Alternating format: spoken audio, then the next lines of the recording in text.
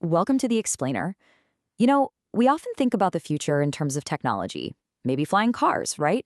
But what if the real future isn't about that at all? What if it's about us, becoming an entirely new species? So today, we're going to dive into a pretty radical vision of human evolution, and it's all drawn from the channeled material of a being known as Bashar.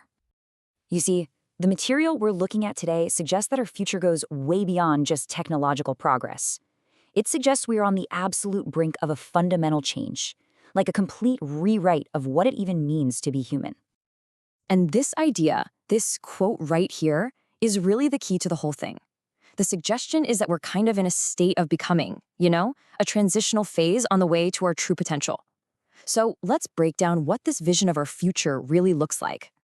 Okay, so first up, let's explore this central idea that humanity's evolution is no longer just something that's happening to us. Instead, it's becoming a deliberate, conscious process.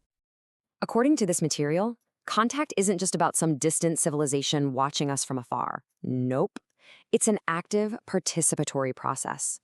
And this genetic blending, it's presented as a kind of universal tool, a way for civilizations like ours to basically fast-track their own development. And that brings us to a really central concept from the source, the emergence of what they call the sixth hybrid race. Now, how this is framed is absolutely crucial. This isn't some kind of invasion story. It's talked about as a deeply cooperative project. And the goal? To introduce new genetic diversity, to awaken potentials that are lying dormant in our own DNA, and ultimately, to strengthen our entire species for what's next. So this totally reframes our usual understanding of evolution, right? The whole paradigm shifts. Instead of a slow, random process of survival of the fittest, it becomes something targeted and accelerated, an intentional upgrade that benefits the entire species, not just the fittest individuals.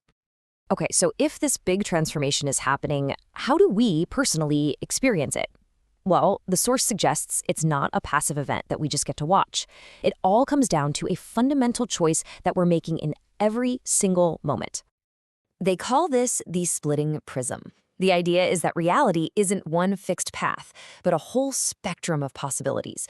Think of it like a radio dial. The frequency you're tuned to, which is shaped by your beliefs, your emotions, your choices, that frequency determines which version of Earth you actually get to experience.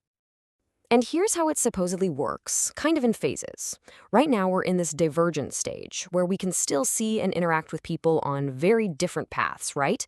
But as we keep making choices, these paths, these tracks, they separate more and more, until eventually we only perceive the reality that perfectly matches our own personal frequency. And our free will is the engine driving this whole thing. Every thought, every action, it's like adding fuel to our journey, solidifying which parallel future we are actively creating and moving toward. All right, so what does this evolution actually look and feel like for us as individuals? What kind of new abilities are we talking about here? Well, the idea is that as our collective and individual frequency shifts, these latent abilities that are already encoded in our DNA just start to wake up. It's not that we gain anything new, it's more like we're finally unlocking what was in us all along. And this totally redefines something like telepathy. It's not about intrusively reading someone's private thoughts. It's an experience of pure harmony. It's when two people are so on the same wavelength that they naturally start to access similar thoughts. It's all about resonance, not intrusion. And get this perspective even changes our view of reality itself.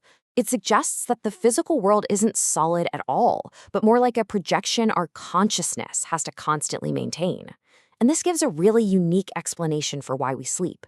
To disconnect from the projection, reconnect with our spirit, and recharge the energy we need to keep building our reality. I love this analogy they use for how destiny and free will can exist at the same time.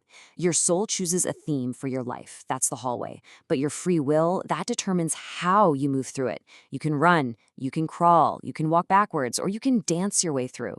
The path has a theme, but the journey, that's entirely yours. So where does all this lead? This whole journey of transformation, of choosing our reality and unlocking our potential, well, it has an ultimate destination, a proposed final evolutionary step for our species.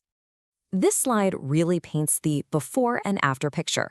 We transition from an Earth-bound species to a star-spanning one. We evolve from being just physical to what's called quasi-physical, beings who can consciously navigate both physical and non-physical realms. And ultimately, it's about finally accepting our invitation to join the galactic family.